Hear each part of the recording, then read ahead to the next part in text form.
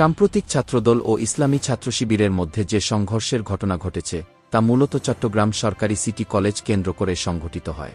এই সংঘর্ষের মূল কারণ ছিল একটি দেয়াল লিখন। কলেজের দেয়ালে আগে লেখা ছিল ছাত্র রাজনীতি ও ছাত্রলীগ মুক্ত ক্যাম্পাস গি। পরবর্তীতে ছাত্রদলের কিছু নেতাকর্মী ওই লেখার কি ছাত্র ওই শব্দটি মুছে দিয়ে সেখানে কি গুপ্ত কি শব্দ লিখে দেন। এই পরিবর্তনকে কেন্দ্র করে দুই পক্ষের মধ্যে তীব্র উত্তেজনা সৃষ্টি হয়। সংঘর্ষের কারণ: প্রথমে সকালবেলায় উভয় পক্ষের মধ্যে কথা কাটাকাটি থেকে সংঘর্ষ শুরু হয়। পরে পরিস্থিতি কিছুটা নিয়ন্ত্রণে এলেও বিকেলে আবারও সংঘর্ষ ছড়িয়ে পড়ে। দুই পক্ষই লাঠিসোঁটা ও ইটপাটকেল নিয়ে একে অপরের উপর হামলা চালায়। প্রত্যক্ষদর্শীরা জানান, ধাওয়াপাল্টা ধাওয়া ও স্লোগানে পুরো ক্যাম্পাস উত্তপ্ত হয়ে ওঠে। এ ঘটনায় অন্তত ২০ জনের মতো আহত হওয়ার খবর পাওয়া গেছে। পরবর্তীতে পরিস্থিতি নিয়ন্ত্রণে আনতে পুলিশ মোতায়েন করা হয়। সংঘর্ষের কারণে কলেজ কর্তৃপক্ষ ক্লাস ও কিছু পরীক্ষা স্থগিত করতে বাধ্য হয়। এই ঘটনার প্রভাব শুধু চট্টগ্রামেই সীমাবদ্ধ থাকেনি।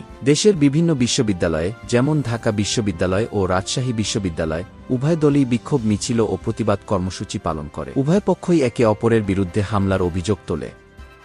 সংক্ষেপে বলা যায়, একটি ছোট দেয়াল লিখনকে কেন্দ্র করে শুরু হওয়া মতবিরোধ খুব দ্রুত বড় ধরনের সহিংসতায় রূপ নেয়।